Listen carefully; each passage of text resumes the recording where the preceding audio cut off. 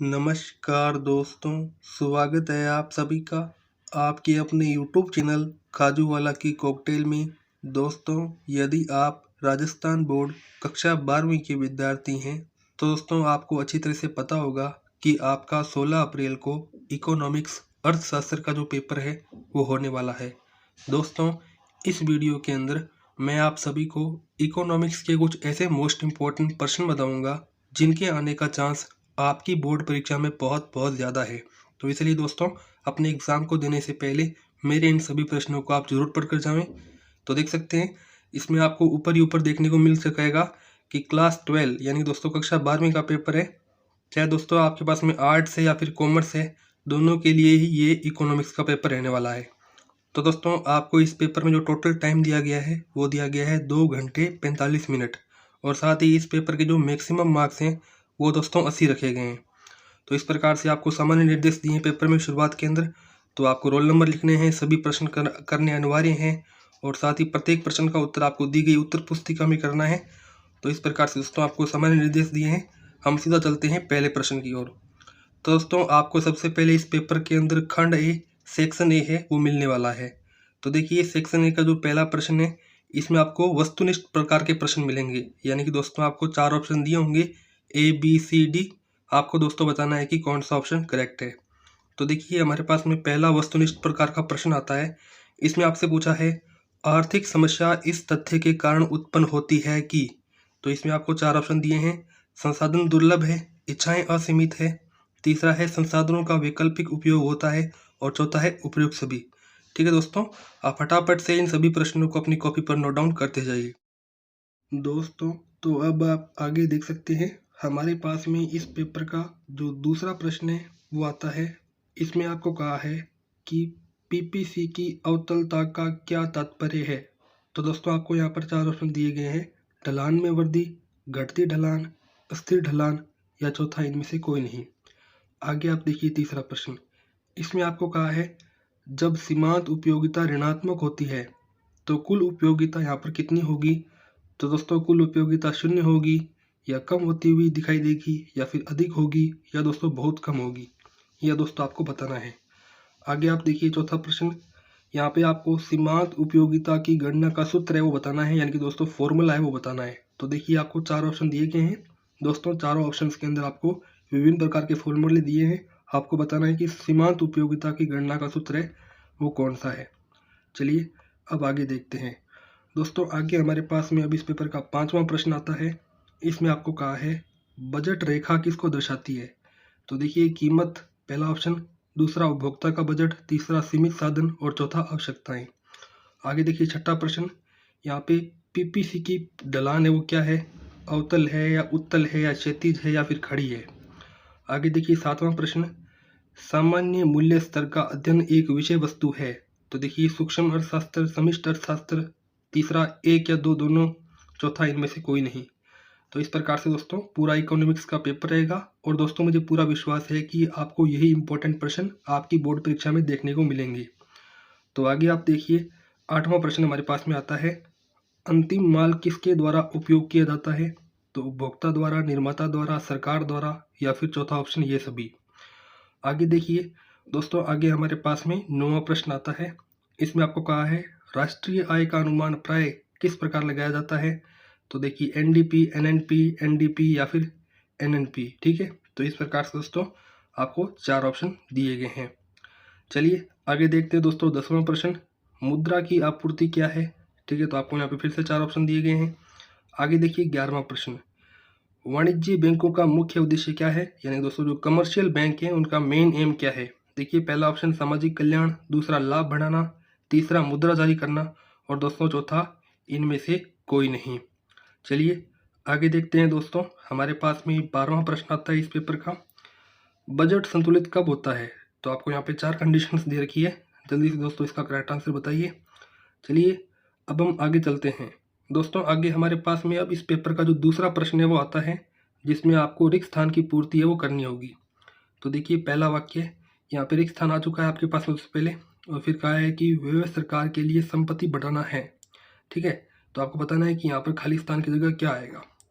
दूसरा वाक्य है मांग जमा इज इक्वल्स टू प्राथमिक जमा, तो आपको बताना है कि यहाँ पे प्लस के अंदर क्या आने वाला है। ठीक है। तीसरा देखिए वाक्य, यहाँ पे ब्रैकेट निवेश का तात्पर्य वर्ष के दौरान स्टॉक में परिवर्तन से है। चौथा, सूक्ष्म अर्थशास्त्र को क्या कहा जाता है। पांचवा प्रश्न, ब्रैकेट किसी वस्तु की इच्छा संतोषजनक शक्ति को संदर्भित करती है, तो आपको बताना है कि यहाँ ब्रैकेट में क्या आएगा। छठा प्रश्न है नमक की मांग, तो आपको बताना है कि demand of salt is called क्या कहलाती है। ठीक है दोस्तों, इस प्रकार से हमारा पूरा इकोनॉमिक्स का पेपर है। आगे आप देखिए तीसरा प्रश्न हमारे पास में आता है, जिसमें दोस्तों आपको लघुतरात्मक प्रश्न मिलेंगे।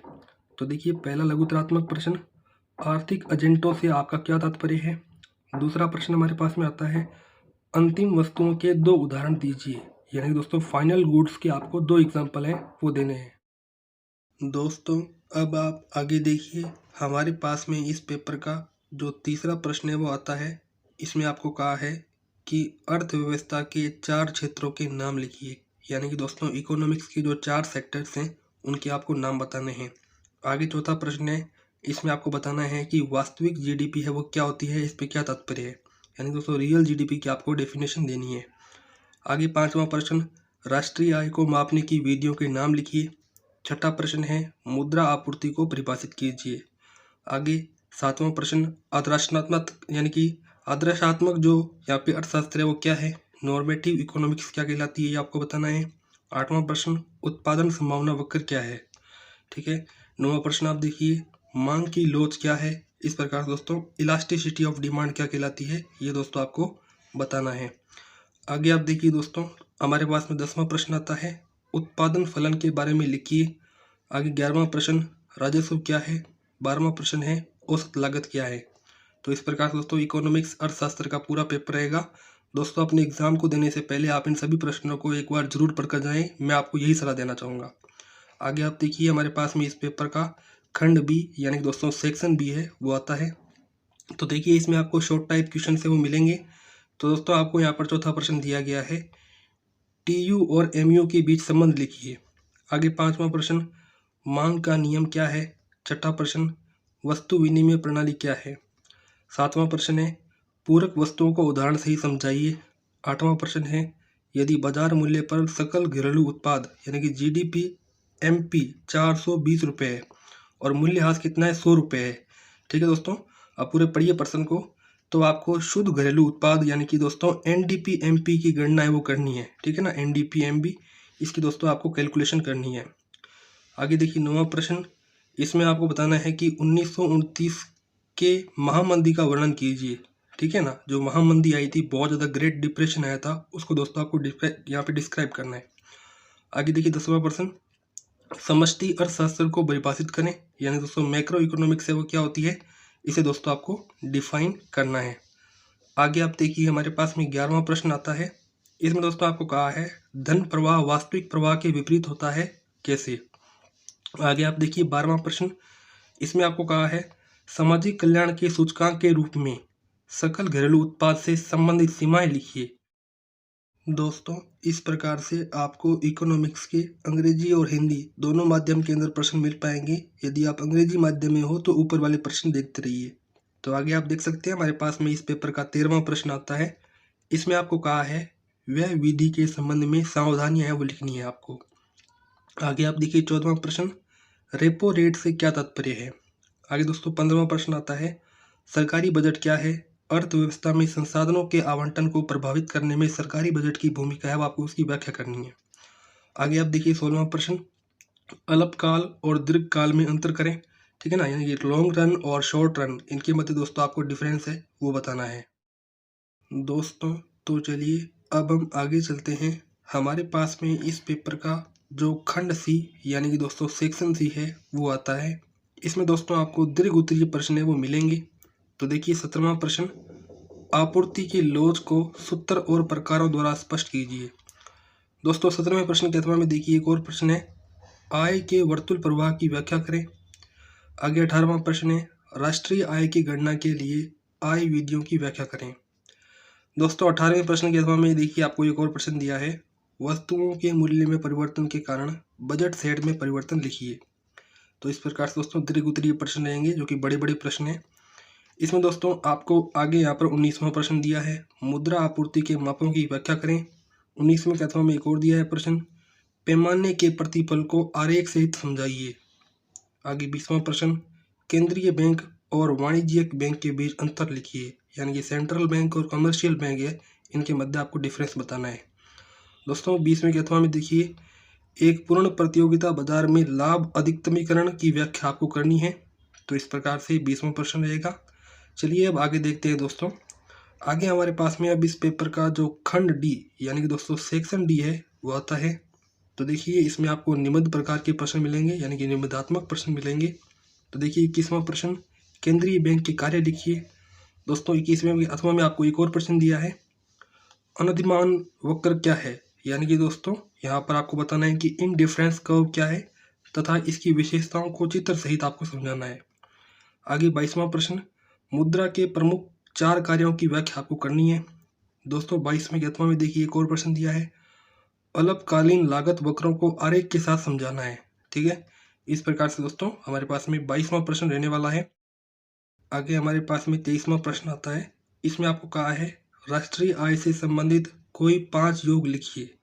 दोस्तों 23वें के अथवा में देखिए एक और प्रश्न है, पूर्ण प्रतियोगिता क्या है, इसकी विशेषताएं आपको बतानी है। तो इस प्रकार से दोस्तों यहाँ पर हमारा इकोनॉमिक्स का पेपर है वो कंप्लीट होता है। दोस्तों यदि आपको मेरे ये प्रश्न अच्छे लगे हों तो इस वीडियो को लाइक कर देवें, चैनल को सब्सक्राइब कर देवें। और साथ ही दोस्तों यदि आपने इन प्रश्नों को अभी तक याद नहीं किया है तो कृपया करके याद कर लेवें, क्योंकि दोस्तों ये प्रश्न बहुत इंपॉर्टेंट है। और साथ ही इस वीडियो को अपने फ्रेंड के साथ शेयर कर देवें जो कि दोस्तों इकोनॉमिक्स का पेपर देने वाले हैं 16 अप्रैल को। दोस्तों तो अब इस वीडियो में तो इतनी ही जानकारी थी। अब दोस्तों मिलते हैं किसी अन्य वीडियो में, तब तक के लिए जय हिंद, जय भारत।